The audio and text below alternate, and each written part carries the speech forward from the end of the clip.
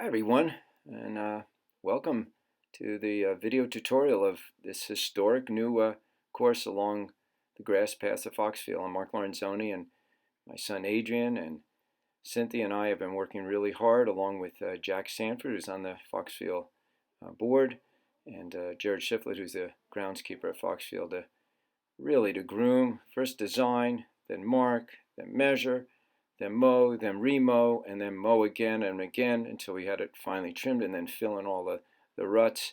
We're really thrilled. So anyway, two paths. Runners will be on the right, walkers will be on the left. As you've just seen, we've proceeded along parallel to Garth Road, and now we're making an immediate left, a 90-degree turn, and heading due south along where we normally park the cars, south along the Foxfield property. The first mile is definitely one of the fastest of the 4 miles. You're heading straight downhill here, pretty much, not a steep down, but a gentle descent. I still would recommend, if you don't warm up prior, and of course we have a designated warm-up area, you need to have your masks on again during warm-up, but if you don't warm up, then go ahead and use the first half mile as a good way to ease into it.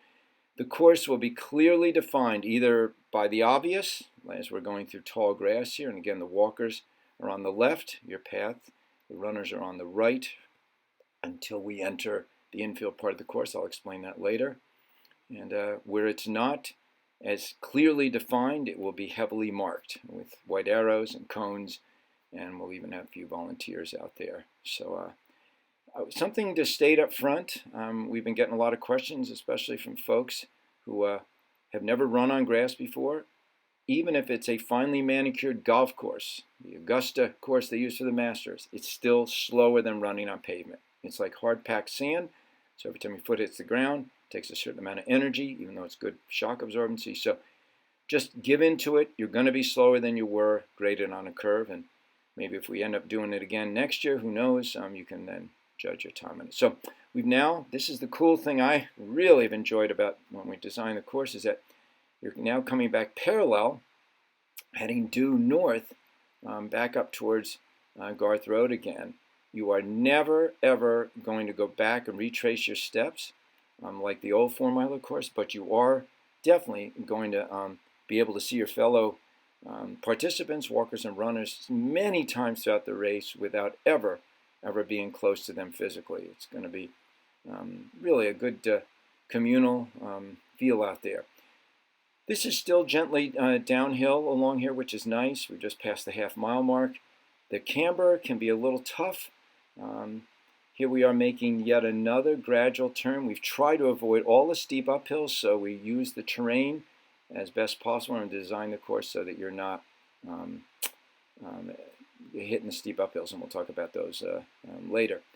So now this is the third turn along the main parking field that we've had in the past. Of course, cars will not be parked here.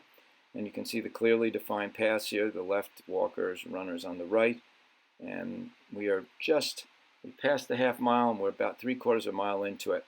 And if you look to your right here, you'll be able to see the runners that are still coming down along the course like I said, to your right. We'll be filling in all of the there are no potholes. There are areas where the water has run down off the sides of hills that have created little mini bumps, and we'll be filling that in with bark mulch this week, so prior to the start of the event. This is an area that has not been used since the 1987 cross-country championships. The NCAAs were held out here. It was a one-shot deal. Never again, they said, and with this new Foxfield board and new direction with Foxfield, we're thrilled. They're absolutely thrilled that they're allowing us to do this, and not only allowing us, but totally accommodating. The camber is pretty tough along this, so about 7/8 of a mile into the course. Really pretty area. We see a lot of deer down here. This runs along an old riverbed to the right here, and we're paralleling it. So the camber is pretty decent in here, so try and find an area of the course you can feel your footing solid. Again, it'll be trimmed nice and low. We're just approaching the mile mark here. As you can see, we're riding in the gator, so you can see the reflection of my son-in-law Stuart. He's married to Audrey, one of the co-race directors. You can see his hands there as he's holding it up against the glass. I figured this was the best way to record it. So we're just passing the mile mark, and we've been gently going downhill for a good part of the first mile. So again, the fastest part of the course. This again is an area that has no one is even. This was virgin grass that we were mowing through here. So they've really groomed it and gotten in good shape. You can see it looks pretty doggone smooth here. Get one last little downhill here. Yeah, there's always deer back here. Always deer. It didn't surprise me we had some run out in front of us here. Nice, short, steep descent. Watch your footing, but take advantage always of the downhills. And now we're running along the farthest southern part of the course. There's a fence line the whole way and the grass. They have kept this area groomed along the fence because they don't want things growing up and rotting the fence. So this area is in fantastic shape. The footing's really good, and it's pretty rock solid in there. No roots, no rocks. Just excellent. To me, this is one of the toughest parts of the event. It's a gradual, long uphill, not steep, but gradual, from about 1.2 all the way till you get to the infield, so to about 1.9. It's a slight uphill, and I'll show you there's one steep descent we'll be approaching here. So this is an opportunity, since the footing's really good, and to look to your left. You'll see places that you had never seen before out along this beautiful course. Yeah, it's a bit of a mental stretch because it's one of the longest straightaways that you're climbing. It's hard to tell in the gator here, but we are gently climbing up towards. They have a rental house up here that we'll be passing. So there's one spot right there where there's a drainage ditch, and that'll be filled in. And so we slowed down there. So, like I said, it doesn't look smooth, but it is really, I think you'll be pleased with this. And again, some of you said you're going to compete. Great, go for it. But many have said they just want to enjoy the ride, so to speak, and I think you're really going to have a great time. You'll cross the driveway, the southernmost tip of the course. There's a rental house here, and this is where the grass is really groomed beautifully. You can again see the walker path to the left, the runner to the right. There's one section coming up where the two paths will merge. There was no way to avoid it, so obviously we tried to keep you apart so people don't get one another's way. This is the steepest descent. This comes at about 1.7. Really take advantage of this downhill. It's hard to tell in the gator, but this is the steepest, longest downhill of the event. And this is where it narrows. There's no choice. We have wood line and an old tree trunk down, and so you're squeezed into one path here. It's not a narrow path, but we didn't have enough width to do walkers and runners at this point. And then it opens back up again here, and we're done with that steep descent. And here we've got a nice ascent. You can see those paths pretty. They're one path suddenly becoming two again. This is pretty neat up in here. This is where the hound dog's kennel is for the Farmington hunt. And as many times we've been out here trying to get this thing ready, we've tried to sneak by there, and it just takes one dog to get barking and gets them all going. So don't be alarmed by it. I feel bad for the neighbors, but I suspect they're used to it. All right, you got a nice climb up here. And we've told many of especially high schoolers, you can wear spikes for this course, but we do have a gravel road section still fine for spikes. You can see the walker path in the grass still.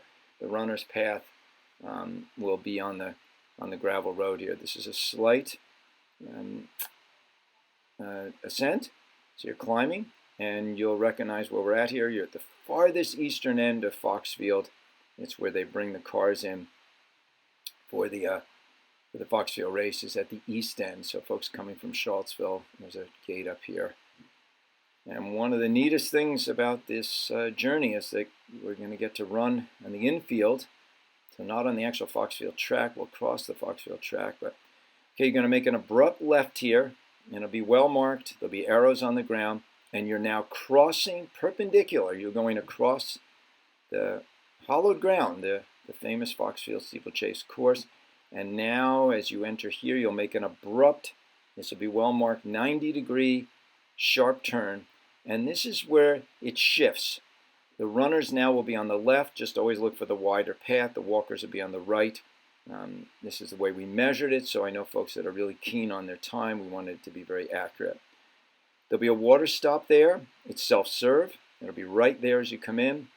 And we're just coming up on 2 miles here, so a little ways into the field, you hit the 2-mile mark. It was right there. Anyway, water's self-serve for obvious reasons. We're not going to have volunteers out there serving water to folks in the pandemic, so I'm advising you pack your own, but if not, we'll have plenty of water there. You're just going to have to stop and fill your own cup up, and away you go. This is really neat. We're hugging the rail, so to the left is a steeplechase course, and to the path you're on is where the cars actually park. They rent the spaces to spectate. So the walkers will again be on the right, and runners on the left from this point forward. This is really neat. Straight away, tough camber here, so try to just find a balance there. I've run it several times now. I am not the most adept runner at 65 years old, but I managed it quite nicely, and I felt like a lot of the course was to my liking, footing-wise. So I think you'll be okay. This is another long stretch. Really enjoy it. You're going to pass the beautiful lake to your left, and again, you're riding the rail of the actual steeplechase course. And what's neat about this infield is that you're really going to get to see one another a bunch of times, because people kept saying as we were announcing this that how are you going to get 4 miles? It can't possibly be 4 miles around Foxfield, and they're absolutely right. It isn't 4 miles around Foxfield. That is a lot of real estate to get to pick up 4 miles. You'd have to have a much bigger piece of property. In Foxfield's 180 acres, something like that. So it wasn't quite enough. So what we've done is we're going to go back and forth along here. So there you got a really distinct look of the runner's path and walker's path. So we're paralleling that other path, but we're about 150 yards away from it. So you'll be able to see people coming and going many times in this infield area. This is pretty flat along here. So, and it's pretty well groomed, because this is where they've had humans spectating for since the late 70s. And Mrs. Tejeda, who owned the course, opened it up to the public. She's a horse enthusiast, and she and many of her friends had this vision, and up until recently it was just for horses, but now, like I said, with the new board, and many of them are horse enthusiasts, they've really opened it up. This is the start, this event. Okay, so you can see here we're going to make another, the turns will be very gradual and easy to negotiate, even running faster. And we're coming back again, and you think, oh my gosh, I'm worried about being too close to runners coming in the opposite direction. You won't be anywhere near them, but you'll be able to see them. So you can't even see that path that you were just on. These paths get shorter as we go along, and the length of them, we got one more turn up here. So I really love this part of the course. I've been out here over 20 times in the last month. A lot of it with my son Adrian, who coaches cross country over at Albemarle, and then I walked it once with Rachel. You know, everyone knows Rachel. She has the course record. Long-time employee of ours. So stopped here because we made a change in the course, and what we decided to do is we thought this turn here would be a lot easier on. That's what we were debating here as to what to do, but I think we're we're not going to do this here. So I thought maybe Stuart had edited this out, but he hasn't. So this is not the course here. It'll be well marked. You're gonna go in between these two posts here, I and J, and again it'll be well marked. So anyway, I've enjoyed this past month getting this set up for you. And again, I think if you embrace the attitude that it's going to be slower, it's going to be a little more mental, because you're not pushing off the ground and have an immediate spring back as you would on blacktop, that it's just a whole different game. And if you can embrace that and enjoy the scenery and enjoy the uniqueness of this, I think you're gonna really have a good time. So I'm going to make one last turn here. Again, the walkers are still on the right, runners on the left, and we'll have a volunteer guiding you as you come into this infield to tell you here. Your feet are going to get wet. There's heavy dew in the morning, thank goodness. Everything's nice and lush and green, but you will get soaked. My feet, every time out here, I can hear the water squishing in them. It never bothers me. Get home, take them off. Get into a dry pair, obviously. So we recommend bringing them to your bringing a dry pair of socks. So you're going to hit the 3 mile mark right up in here, and we'll have that marked. All of the mile markers will be marked, including the half mile and the 5,000. The 5K, that'll be fun for you to get a 5K time. When you're going to be required to have your masks on, except when you're on the 4 mile course. So when you get to Foxfield, whether you want to warm up or not, you get out of the car, you have your mask on.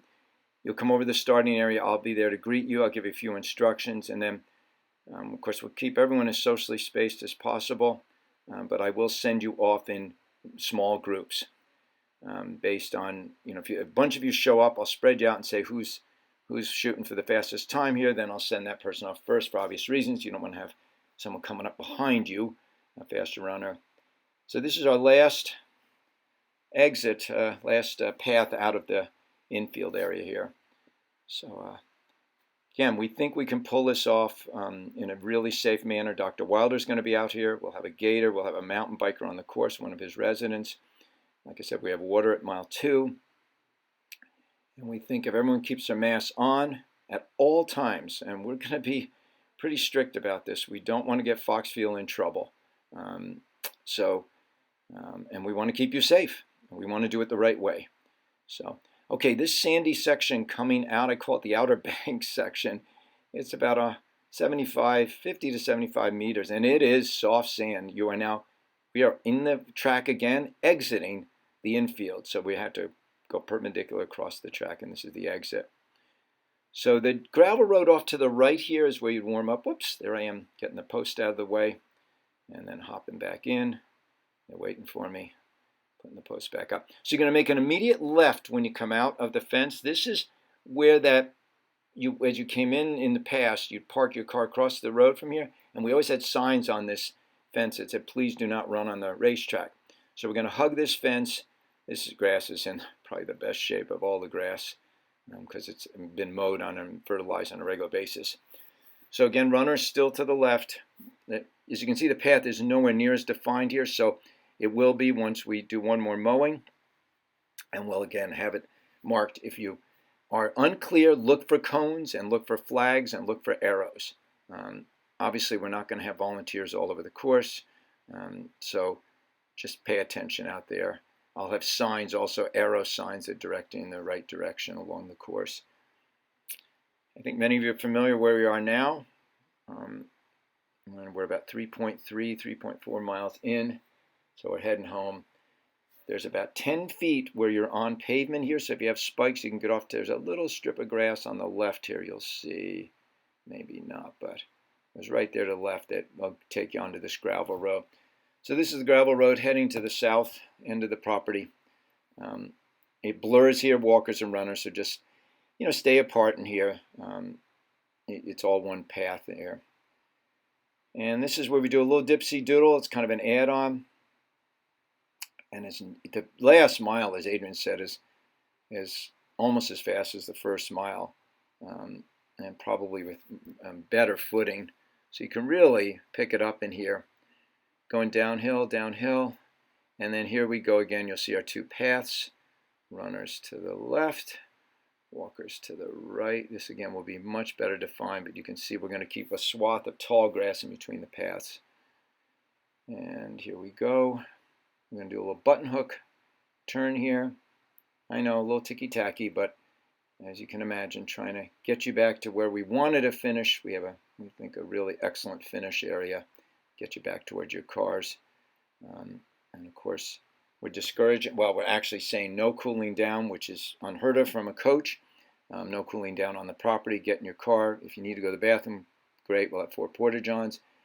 You can go to the bathroom and then head out and cool down at home. Cool down in town somewhere. We're only allowed to have a certain number of people on the property at any given time. And again, we are really strictly trying to follow these rules. Okay, so this will be nice and defined here. It doesn't look like it is, but it sure, the gator isn't, with that glare on the glass, isn't giving us the distinctness. But this is neat. We're heading up. We're going to do one more, what looks like a ticky-tacky add-on, but it's intentional. We are going to take a spin around. Now it's nice and defined.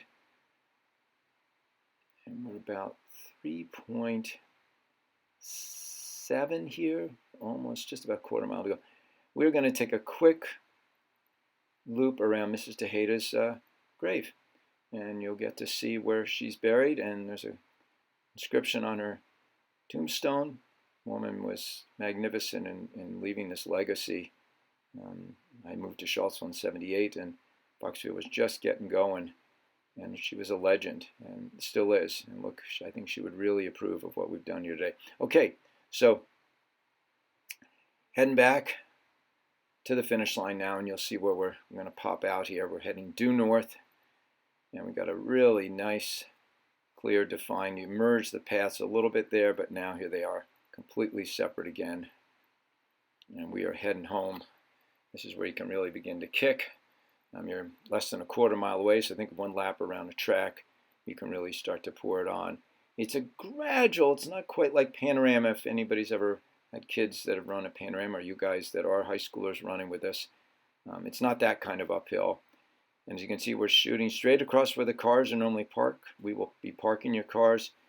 We'll have volunteers doing that, Tom Hintz and his crew. So Audrey and Nicole are so grateful for everyone that's signed up and all the people that have helped. We have 800 spots, and as of the other day, we're about 500 spots were filled. That's fantastic. And another couple hundred have entered the race. The finish line, right. So on behalf of Audrey and Nicole and the Charlottesville Track Club, I want to thank everyone for taking the time to watch this video tutorial. I hope it helps you on the day of the event, whichever day you choose to come out. We'll look forward to greeting you out here on Friday, Saturday, Sunday, or Monday. And for all you folks fundraising out there, keep it coming. We've got 4 wonderful causes this year to donate the proceeds to. All right, let's have some fun this weekend. Thanks.